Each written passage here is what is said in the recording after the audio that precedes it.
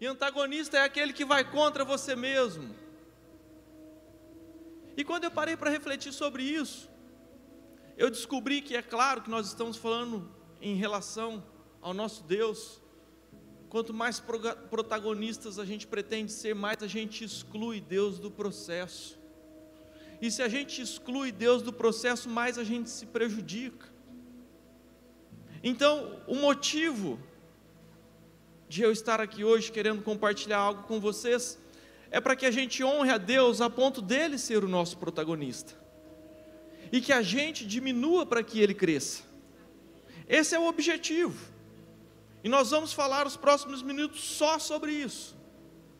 Eu aprendi algo poderoso com o Luciano Subirá, que a gente possa tomar nossas decisões perguntando tudo para Deus. E a pergunta que a gente tem para a nossa vida para Deus é: Deus, o que você quer que eu queira? Eu vou repetir: Deus, o que você quer que eu queira? Sabe, nós temos os nossos planos, as nossas motivações, os nossos desejos, só que os de Deus são melhores. E a gente muitas vezes a gente esquece que Deus, Ele é mais inteligente que a gente. Deus tem mais sabedoria do que a gente. Deus tem mais experiência do que a gente. Deus tem todas as informações. Deus sabe o futuro. E Deus deseja o meu bem. Olha quantas coisas eu te disse. Se Deus é mais inteligente, mais experiente, tem todas as informações, sabe o futuro, que loucura é essa de eu excluir Deus do meu processo decisório? Se Deus deseja o meu bem e tem todo esse poder, todas essas informações, não existe nada mais poderoso para a minha vida e para a sua, de que Ele nos ajude a decidir. Só que Deus nos deu o livre-arbítrio, nós temos o poder de decisão na nossa vida. Mas a pergunta que eu tenho para Deus é: Deus, o que você quer que eu queira? Deus, o que você gostaria que eu desejasse? Deus, qual que é a decisão que você quer que eu tome?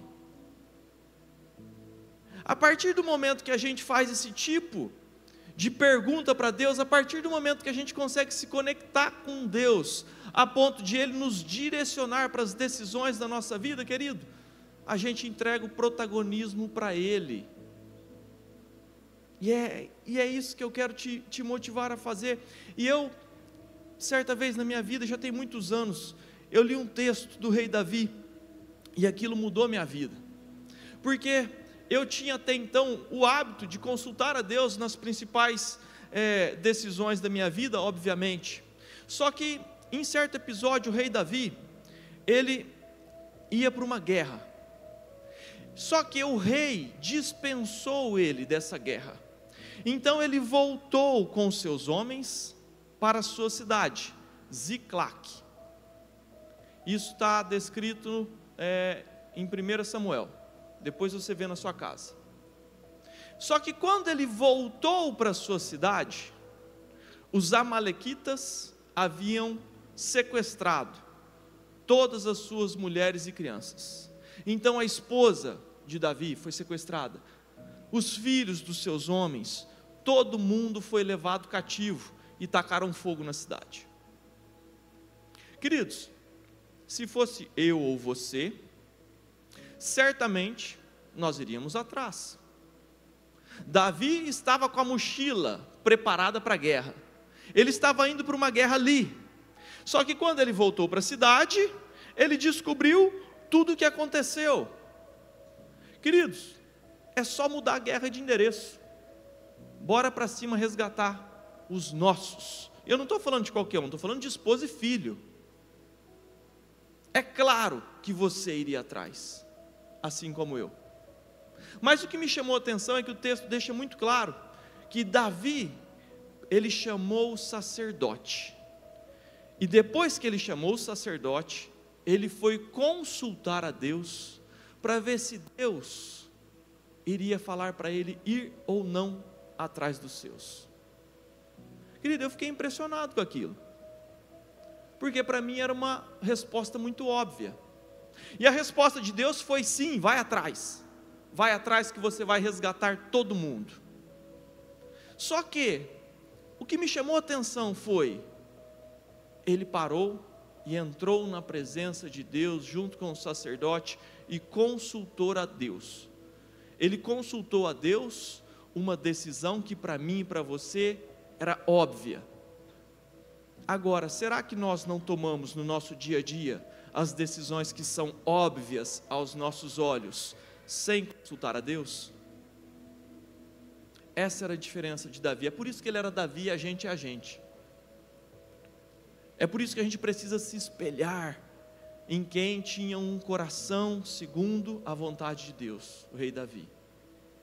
Então, a partir daquele entendimento, eu passei a me esforçar muito para consultar a Deus em todas as decisões da minha vida, em tudo. E isso significa dar honra a Deus, significa entender que Deus está acima de nós e deseja o nosso bem. Ele é nosso Pai, e Ele pretende nos dar boas dádivas. O problema é que a gente toma escolhas muito erradas na nossa vida, e essas escolhas erradas, elas nos levam para consequências ruins. Então, que você e eu, que a gente aprenda a consultar a Deus antes de toda e qualquer decisão, porque tomar decisões sem consultar a Deus é se tornar antagonista de si mesmo. Sabe por quê, querido? Porque a sua mente é limitada, o meu conhecimento é pífio, nós não temos habilidade de prever nada, nós não temos condições de planejar. Por mais habilidoso, por mais estudado que você seja, quem é você na ordem do dia para achar que você vai ter planos que sejam melhores do que os de Deus? Então, que a gente pare de ser antagonista da nossa vida, entregando o protagonismo a Deus. Simples assim. Mas sabe qual que é o problema, querido? É que a gente é muito egocêntrico, e nós queremos solução divina apenas para o nosso umbigo. Mas eu quero te lembrar que a vontade de Deus é que a gente busque em primeiro lugar o seu reino e a sua justiça, e todas as outras coisas nos serão acrescentadas. Só que a gente tem um umbigo muito grande, a gente quer que Deus dê soluções apenas para a gente não consegue enxergar a dificuldade do vizinho. É por isso que eu quero falar de honra, porque a honra, querido, ela muda esse conceito. Porque Deus fala que a gente busque o seu reino e a sua justiça em primeiro lugar, e que a gente ame o próximo como a nós mesmos, não é verdade? Então, esse é o nosso desafio, querido. É aqui que eu começo a falar de honra. Honra para buscarmos ao reino em primeiro lugar, ao reino de Deus em primeiro lugar, e amarmos o próximo como a nós mesmos. Eu quero te contar uma história que mudou o mundo. Por favor, coloquem a foto do Mordecai. Queridos, esse é Mordecai. Mordecai Ham, um pastor batista americano que pregou lá no início dos anos 1900. E eu puxei a foto dele porque em 1934 ele estava na Carolina do Norte, numa cruzada, pregando o evangelho em uma tenda. E nesse momento, esse pastor, que não é famoso, ele não tem livros, ele não tem, um nome relevante, muito provavelmente você nunca ouviu falar dele. Eu tive que buscar o nome dele, mas ele, com todo entusiasmo e paixão pelo evangelho, nesse ano de 1934, nessa tenda, 2 garotos de 14 anos ouviram essa pregação apaixonada pelo evangelho, e eles foram em direção a essa tenda para ouvir essa ministração e saber o que estava acontecendo naquele local. Só que esses dois garotos, eles não encontraram um lugar para se assentarem, não tinham mais cadeiras, porque estava lotado. Então, eles saíram da tenda, porque duas crianças de 14 anos, com o lugar lotado, não tinha como eles participarem, eles se foram. Mas o porteiro, o lá do Ministério da Recepção, o porteiro, ele foi atrás dessas duas crianças, agarrou elas e falou assim: vem cá, vocês não vão embora não, eu vou encontrar lugar para vocês. E ele trouxe essas crianças de volta, e essas crianças se assentaram e participaram daquela ministração, e essas duas crianças entregaram sua vida para Deus e entenderam o propósito de viverem para Deus. Foi algo maravilhoso. Uma dessas crianças, nós conhecemos hoje, é o Billy Graham. Billy Graham, caso você não saiba, ele é o maior nome de todos os tempos, dos últimos séculos, de evangelista cristão. Foi através da vida dele que dezenas de milhares de pessoas se converteram a Cristo. Pode deixar a foto aí do Mordecai, por favor. Dezenas de milhares de pessoas se converteram a Cristo por causa de Billy Graham. Billy Graham é o maior evangelista dos últimos séculos. Ele visitou presidentes, ele percorreu diversos países, ele lotou estádios e mais estádios e mais estádios. A outra criança de 14 anos era Grady Wilson. Grady Wilson foi o cara que ficou por trás, nos bastidores, organizando as cruzadas de Billy Graham, para que ele pregasse o evangelho para o mundo.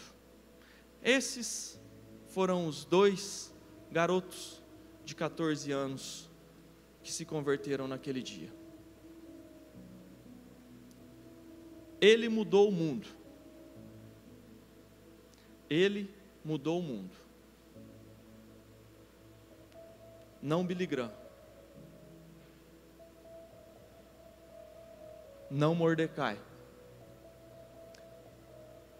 O porteiro. O porteiro.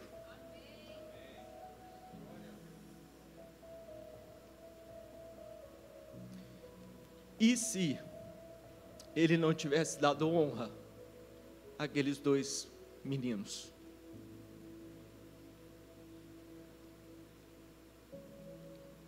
E se ele não tivesse dado devido valor? Duas crianças.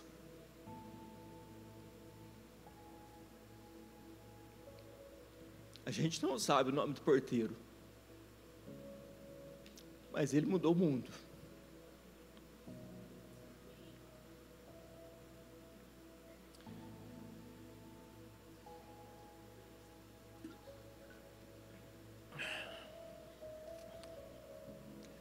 Presta atenção, querido, se liga.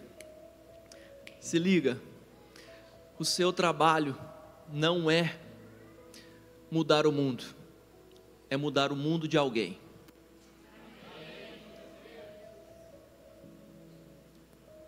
O seu trabalho não é mudar o mundo, é mudar o mundo de alguém.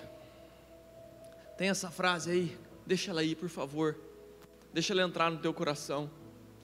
Sabe, talvez você não seja o Billy Graham, mas você pode ajudar um garoto de 14 anos a se converter a Cristo. Mude o mundo de alguém. E o nome disso é honra, querido. A honra, ela promove um ambiente de milagre. Eu vou repetir. A honra, ela promove um ambiente de milagre. E essa é a Bíblia. Isso é a Bíblia do começo ao fim. Só que entenda que o contrário é verdadeiro. Um ambiente onde não existe honra, os milagres desaparecem. Lembrem-se de Jesus. Jesus, quando foi para Nazaré, que foi a cidade que ele cresceu, diz a Bíblia que ali ele não pôde fazer milagres. Não é que ele não quis, ele não pôde fazer milagres, porque ali existia desonra. E sabe por que existia desonra? Porque, esse que é o Jesus, o filho da Maria, aquele menino perebento que jogava bola ali na casa do João. Eu achei que Jesus fosse outro. E ali Jesus não pôde fazer milagres, diferente de não quis. Agora, o contrário, a gente tem um monte de exemplo. O centurião romano, não era judeu, era o centurião romano. Ele chega para Cristo e fala assim: ei, se você mandar uma palavra, o meu menino que está morrendo, ele vai ser curado. Me ajuda, mestre. Daí Jesus vai lá e fala assim: olha o tamanho da fé. Nem em Jerusalém encontrei tamanha fé. E o menino foi curado, sem que eles fossem lá. Honra. O centurião romano, que era autoridade sobre Jesus, tratou Jesus com honra. O milagre acontece. E eu podia ficar falando aqui um monte de milagre. A mulher do fluxo de sangue, ela sabia que se ela relasse só na veste ia funcionar. Isso é honra. O cego Bartimeu, ele não chamou Jesus de Jesus, ele falou: ei, filho de Davi. Você sabe o que é isso? É honra. Quando ele se remete a Jesus como filho de Davi, ele está reconhecendo quem Jesus era. Honra. A honra gera um ambiente de milagres, e o contrário é verdadeiro. Então, queridos, eu quero muito te motivar a dar o devido valor para a honra, porque nos evangelhos nós vemos que onde havia honra, o poder de Deus se manifestava. E eu quero muito que o poder de Deus se manifeste em todas as áreas da minha vida. Por isso, eu preciso colocar no meu coração que o ambiente de honra vai transformar a minha vida. E é isso que eu quero compartilhar com você, amém? Nós precisamos nos aproximar de pessoas que honram a Deus e ao próximo. Não só a Deus e ao próximo. De pessoas que não desejam apenas o sucesso do seu umbigo, que não estão interessadas apenas em crescer e evoluir pessoalmente, mas que se alegram com o sucesso alheio, que ajudam, que promovem quem está do lado. Esse é o Evangelho, é nós amarmos como a nós mesmos. E sabe, quantas vezes nós podemos estender as mãos para as pessoas, só que a gente não enxerga, a gente é tão egoísta, a gente é tão limitado, e às vezes a gente tem toda a condição de torcer por alguém e a gente não faz. Por favor, coloca o vídeo do Instagram das crianças. Eu quero te mostrar um milagre gerado por honra.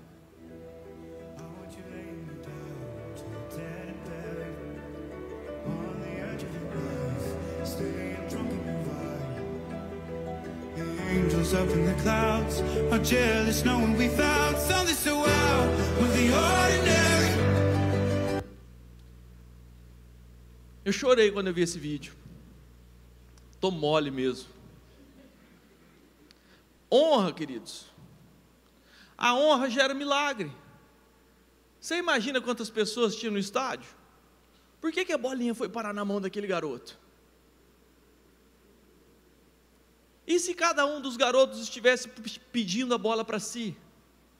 Seriam só mais um no meio da multidão, só mais uma criança pedindo uma bola no meio de um estádio. Mas quando junta 3 ou 4 amigos falando assim, para esse aqui, dá para ele.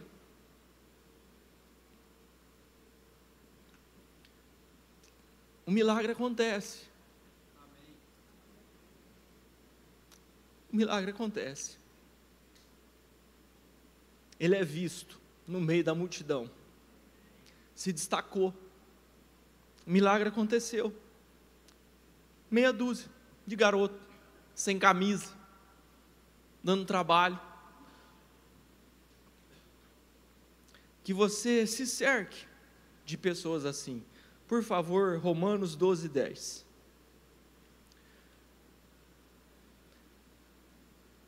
Amai-vos cordialmente uns aos outros com amor fraternal, preferindo-vos em honra uns aos outros. Coloca outra versão, por favor. Coloca ARC. Tem outra versão que diz: dediquem-se uns aos outros com amor fraternal, prefiram dar honra aos outros mais do que a vocês.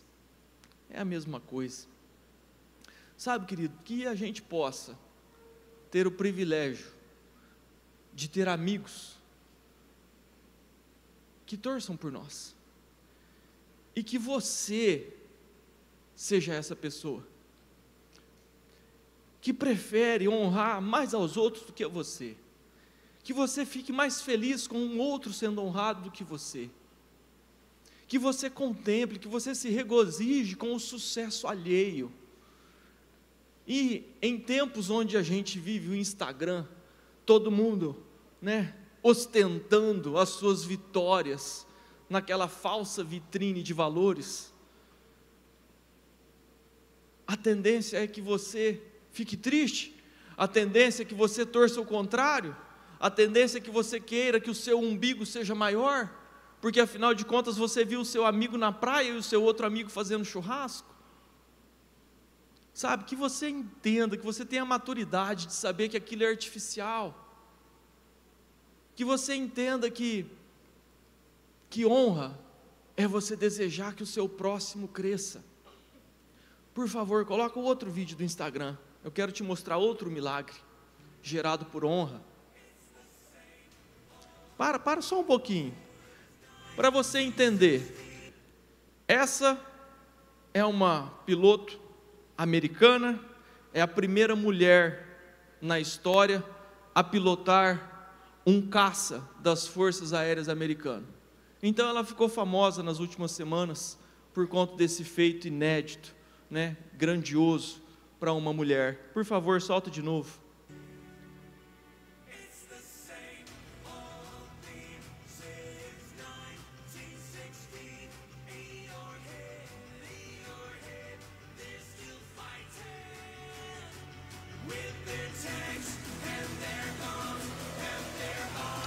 Chorei de novo. Só que você vai assistir de novo, porque eu não quero aqui mostrar a mulher, eu quero mostrar os subalternos. É deles que eu quero te mostrar. Solta o vídeo de novo, e eu quero que você repare agora no regozijo de quem trabalha para ela. Pode soltar.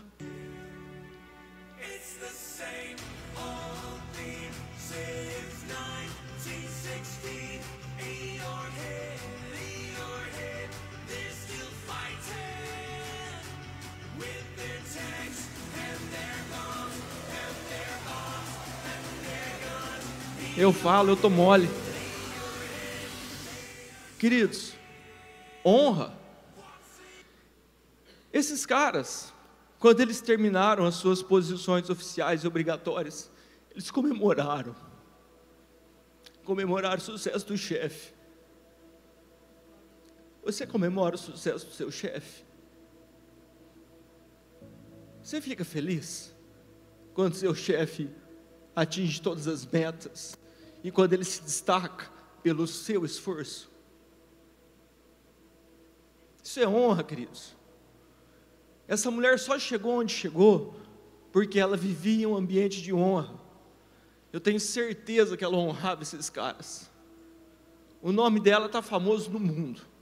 Ninguém sabe o nome deles. Mas olha o regozijo, a felicidade de comemorar algo memorável, a glória dela. Honra. Que você possa honrar o seu chefe, que você possa honrar o seu patrão. Mas a gente vive em tempos onde as pessoas pedem demissão e entram na justiça para arrancar um pouquinho da empresa que você trabalhou até ontem. Ah não, eu tenho oportunidade aqui com o meu advogado de arrancar um pouquinho mais do que eu merecia. Sabe? A desonra, ela remove da sua vida o ambiente de glória, ela remove a possibilidade de milagres.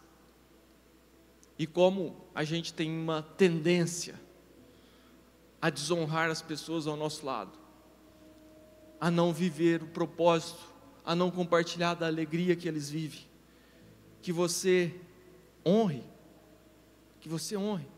não só seu chefe, seu funcionário, seu pai, sua mãe, todos ao seu redor, que esse ambiente possa tomar conta da sua vida.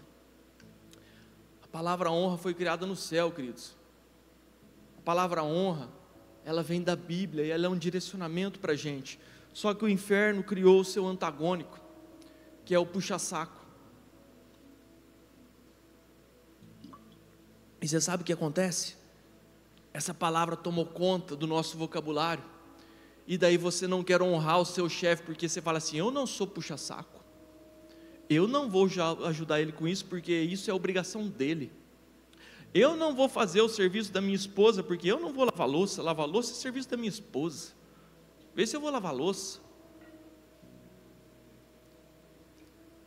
vê se eu vou fazer isso para o meu amigo, vê se eu vou levar uma Coca-Cola gelada para ele que está pescando. Cadê o Edinho? É outro, Edinho, um puxão de orelha público para você. Dado o recado, transmite lá, por favor. Eu estava conversando com o Edinho, a gente estava falando como é gostoso o ambiente de gentileza. E ele estava falando do prazer de você levar uma Coca-Cola gelada para quem está pescando. Isso não é comum no meio dos homens. No meio dos homens a gente quer sacanear o próximo, quando a gente está pescando. Só que quando você inverte essa lógica, que você serve, que você é gentil com o seu grupo, aquela gentileza transforma o ambiente. Na verdade, querido, isso não é gentileza, é honra. Um ambiente de honra gera milagres, transforma o ambiente. Que você possa honrar os seus amigos, seja na pescaria, no futebol, aonde quer que você esteja, que você possa, querido, viver realmente esse ambiente de honra. E muitas vezes a gente deixa de fazer isso porque a gente tem medo de ser taxado como puxa-saco. Querido, puxa-saco é uma palavra do inferno, sabe? Você não é puxa-saco quando você honra o seu pai, quando você honra o seu filho, quando você honra os seus irmãos, o seu pastor. Isso não é ser puxa-saco, querido, isso é honra. Então não deixa o inimigo roubar o ambiente de honra da sua vida, por causa de um jargão criado no inferno. Amém?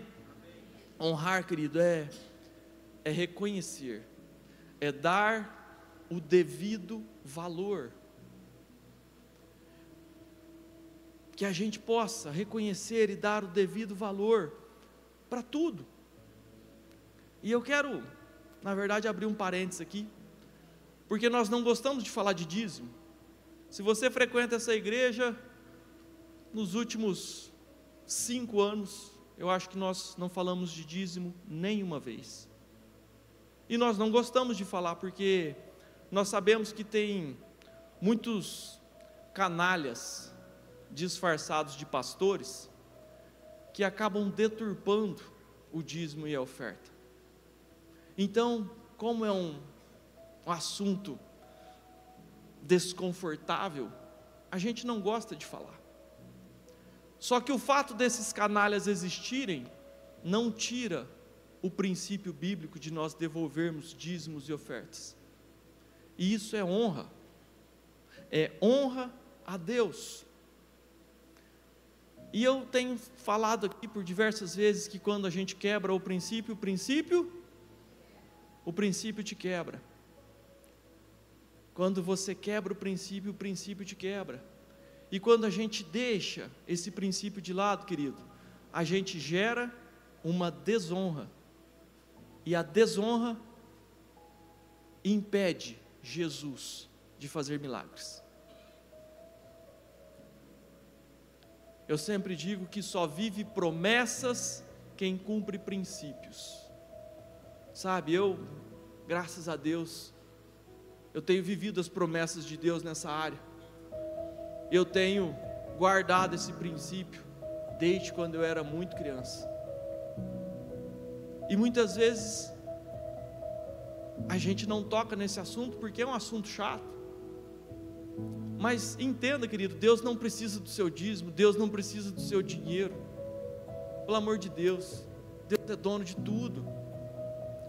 Sou eu que preciso honrar Deus com o meu dízimo. Sou eu que preciso, não é Ele que precisa de você. E quando eu honro a Deus, eu gero na minha vida um ambiente de milagres. Eu promovo um ambiente propício para que Jesus possa me abençoar. E o contrário é verdadeiro. Portanto, avalie-se a si mesmo. Dízimo é uma forma de honrar a Deus.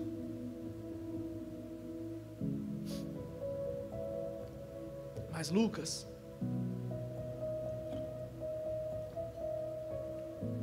não precisa ser só dinheiro para honrar a Deus. Eu honro a Deus com o meu louvor. Sim, é verdade. Deus, eu te amo. Deus, a minha vida é tua. Tudo que eu tenho é seu. Eu sou completamente seu. Eu abro mão dos meus planos por você. Mas na hora do dízimo, não, nessa hora não, Deus sabe como é que é.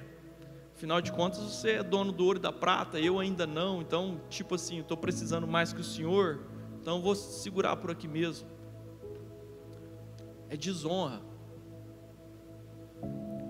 E querido, pelo amor de Deus, tá? Estou só falando de honra com você. Se você não tem esse entendimento, você é muito bem-vindo aqui de todas as formas. Mas a verdade é que muitas vezes nós trazemos dízimos e oferta não com alegria, como diz a Bíblia. A Bíblia diz que Deus ama quem dá com alegria, não com tristeza ou por constrangimento. Eu amo a expressão que a Bíblia usa. Sabe por que as pessoas dão dízimo com tristeza muitas vezes? Porque elas querem obedecer, então muitas vezes ela dá o dízimo, só que ela dá o dízimo como se fosse um imposto. Querido, imposto é outra coisa. O imposto é algo imposto pelo governo, que você é obrigado a dar, ele te toma. Dízimo não. Dízimo você dá se você quiser honrar a Deus. Só que ele usa outra palavra, ele usa constrangimento. Muitas vezes nós damos dízimo por constrangimento. Lucas, como assim constrangimento? Sim, constrangimento. Porque você usufrui de um espaço muito gostoso. Você sabe que esses instrumentos custam uma fortuna. Você sabe que esse ar-condicionado gasta um monte de energia e é caro. Você sabe que esse móvel custa uma fortuna nessa localização, nessa cidade. Essas cadeiras. Então quando você vê toda essa estrutura e você sabe que você usufrui de tudo isso, você se sente constrangido a contribuir, a fazer parte da cotinha. Queridos, o problema é que isso não é honra. Isso é esmola. Deus não precisa da sua esmola. É por isso que Ele fala que não é para dar nem com tristeza, nem com constrangimento. Deus não precisa do seu dinheiro, mas mesmo assim Ele exigiu. Por quê? Para testar a sua honra, para saber se você realmente dá o devido valor a tudo que Ele tem te dado, se você reconhece que tudo que você tem é dele.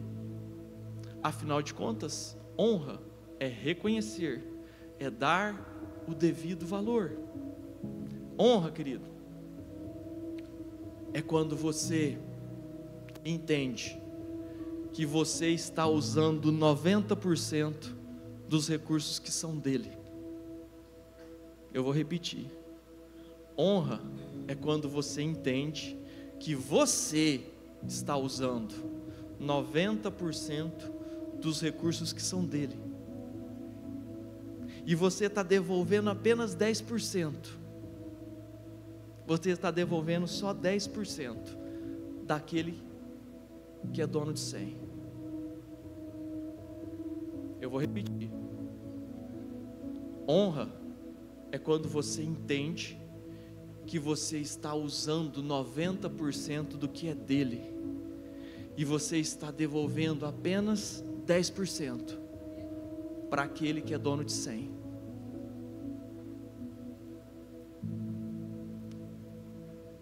Você é apenas o mordomo do patrimônio dele. Você está apenas gerindo temporariamente o que é dele. Quando você entende isso, querido, você não dá mais com tristeza ou com constrangimento. Você entende o valor do que Deus tem feito para você e entrega com honra. 1 Samuel 2:30.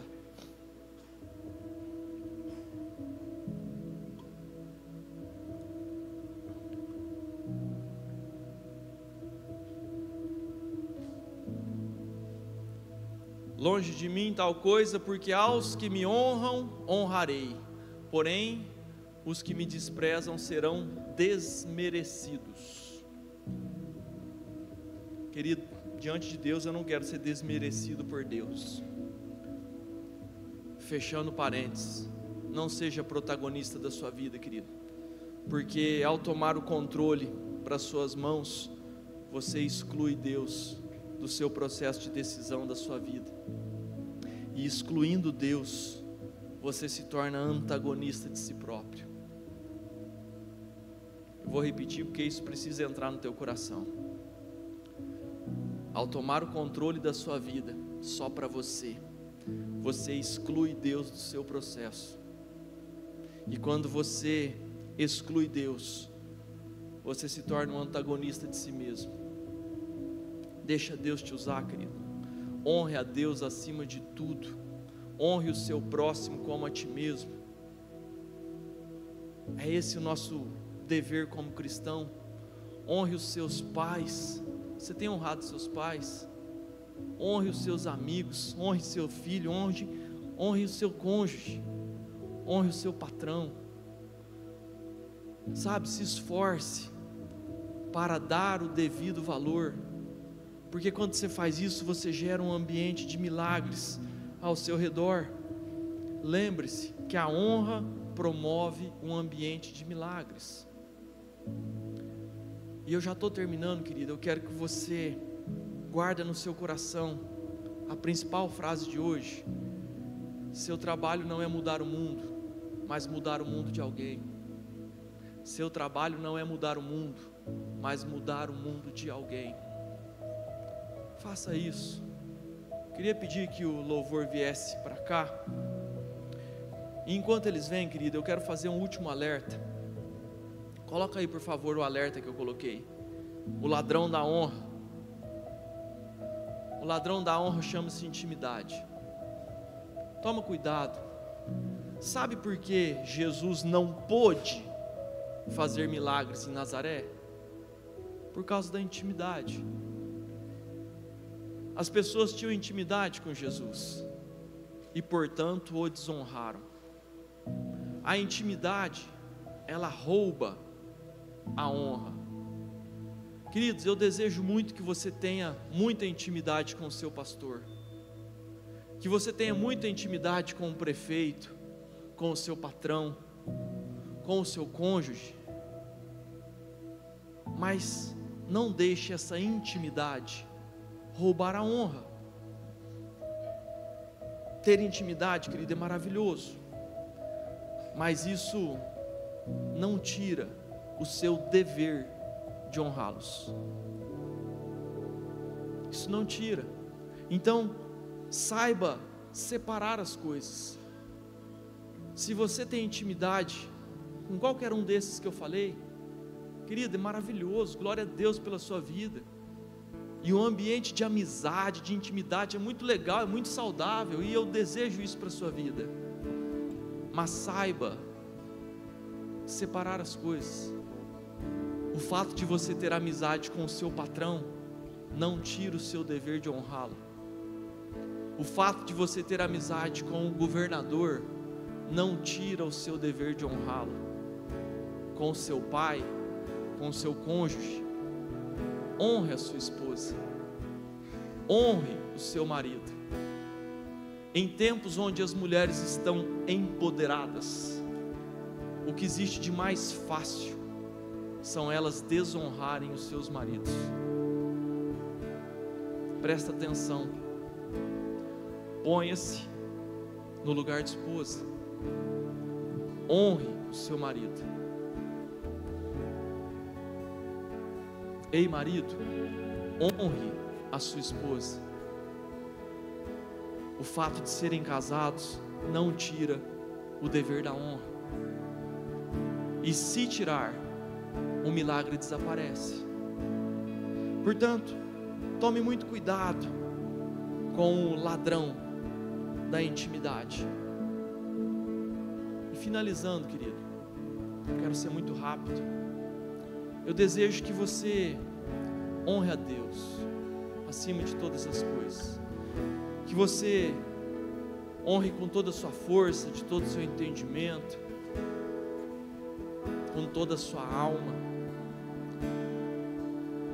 Só que mais do que isso, que você honre o seu próximo, e que você gere para a sua vida um ambiente que promova milagres, um ambiente de gentileza, de cordialidade, um ambiente onde você reconhece a virtude alheia. Como é difícil nós reconhecermos a virtude alheia. Eu fico impressionado aqui nessa cidade. Essa cidade é surreal, ela é muito boa. E quantas vezes eu vejo pessoas reclamando de tudo, como isso aqui se fosse uma droga, como se fosse a pior cidade do planeta. Como as pessoas têm dificuldade em reconhecer a virtude do próximo. Sabe? Que a gente possa ser essa pessoa que entende que o ambiente de honra transforma a nossa vida. Amém? Quero te convidar para você ficar de pé. E nós vamos cantar uma canção que honra a Deus. E quando nós terminarmos essa canção, nós vamos fazer uma oração, renovando os nossos votos, de honrarmos mais a Deus, de honrarmos mais o nosso próximo. E se você foi tocado por essa mensagem, querido, assim como eu quero te convidar para, enquanto nós cantamos esse louvor, que você venha para o altar. E no final dessa canção, nós juntos vamos renovar o nosso compromisso de honrar a Deus e ao nosso próximo acima de todas as coisas. Amém?